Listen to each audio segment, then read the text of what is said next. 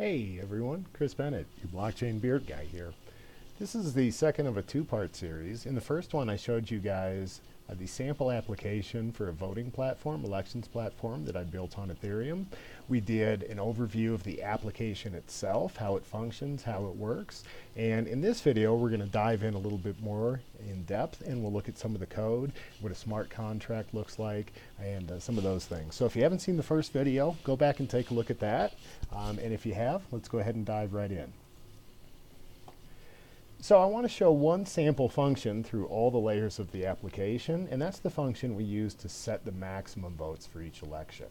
So I'm the election chairperson, and I'm going to come in here and let's say we want to change it from 100 to 500 votes per election. So I can update that. I can see the maximum votes per election has been set. I can go back to my dashboard. I can see it's been updated on the dashboard. And I also have a check in there so that if Luann decides she wants to change something, which she's not allowed to, let's say she wants 1,500 votes, she gets an error that this is something only the election chairperson can do, and the transaction doesn't go through. Again, all this is recorded on the blockchain, even the attempts by Luann to do something that she couldn't do or wasn't allowed to do. So let's look at this function, setting the maximum votes for each election through all the layers of the application. I'm going to open up Visual Studio Code. This is a great open source, free IDE, interactive development environment, that you can go download, and out of the box it will support just about all the major languages, and there's also a Solidity plugin that you can download after you install it. It gives you all kinds of cool stuff, autocorrect, warnings, errors, things like that for writing Solidity.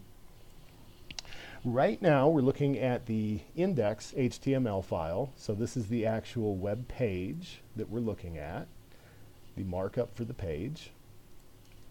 And we have one section here in the page. We have an input text box, and that's where we're asking the user to type in the maximum votes per election. You'll see right above here we have the label for it, and that's going to correspond to this label in this text box.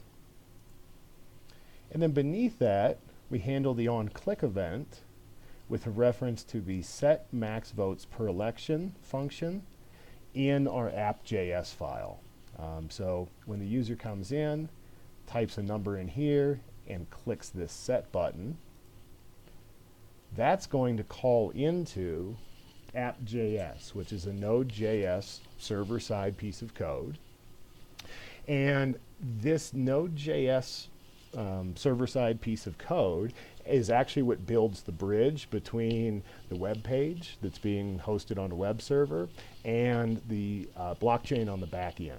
So you'll see that here's our set max votes per election function, and when we call the function, we update the UI a little bit, and then we call the set max votes per election function in our smart contract instance. So we tell our smart contract we want to update this value, and we pass in whatever the value was that the user typed in, and then we give it some gas. So in the video that I did back on Etherscan.io, we talked a little bit about the concept of gas. Basically, gas in Ethereum is a cost that you have to pay in order to execute this transition. It pays for the computing power behind group consensus, and that's why you supply some gas. So we supply a little bit of gas, and we can take it out of anybody's wallet we want. Right now, just for convenience, we're pulling that out of the voter's wallet. If this were a real application, obviously voters don't have to pay to be in an election to vote, so we would have that paid for by the state or by the government. And then finally, we'll get to the smart contract. And this is our smart contract, and you'll see here's our function in the smart contract, set max votes per election. So that's the function that we're calling with our contract instance from our server-side Node.js. And it's a very, very simple function. We take as input an integer, which specifies what the maximum number of votes should be, 100, 200, 1,000, etc. And all we do is we update a local variable, L max votes per election, to store the new amount.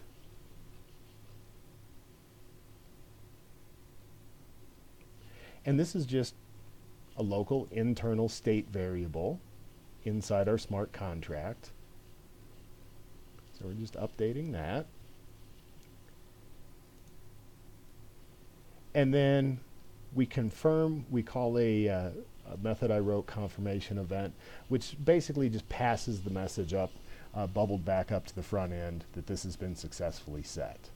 Now, there's one other line here that I want to look at on our function declaration, and that is only if chairperson. And this is called a function modifier in Ethereum. You remember when Luann tried to set the maximum votes per election, she got an error message back saying she couldn't do that. And the reason why is because when this function gets called, it first calls another function in the contract, only if chairperson, which returns a true or false. If it returns a false, then this function does not get executed. So let's go look at only if chairperson.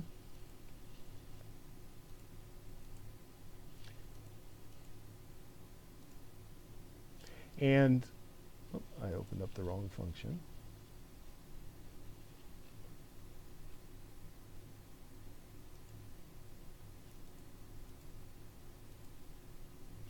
So when this gets called, we're looking to see, did the person who submitted the transaction, the message sender, are they not the same as who we know the election chairperson is? In other words, did someone other than the chairperson try and submit this transaction? And if so, we have an error event that we raise, and that bubbles up to the front end, to the UI, to the web page, and it tells the user only the election chairperson can access this function. And you'll remember we saw that error on the web page when Luann tried to update it.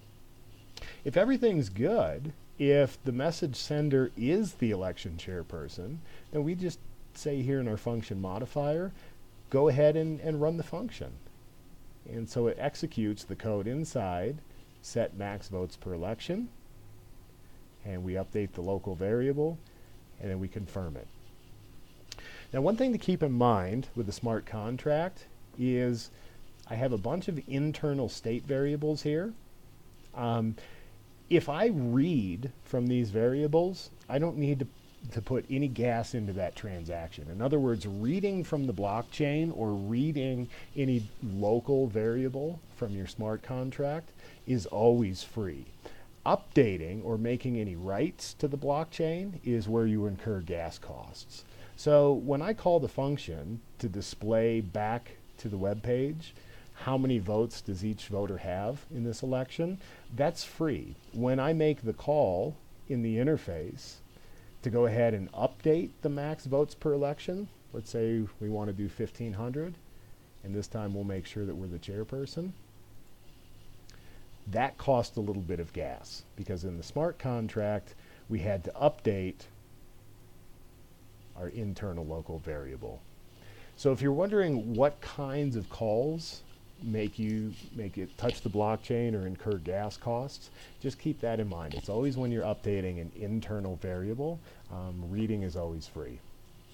So that's just a real quick tour of the back layers of a sample Ethereum application. Hope everyone found this useful and educational and maybe a little entertaining. If you have any questions, please, please, please let me know. I'm always available. Shoot me a message, or even better, post the question, tag me in it, and that way we can share the answers with everybody. Until next time, this is Chris Bennett, your Blockchain Beard Guy. Have a great day.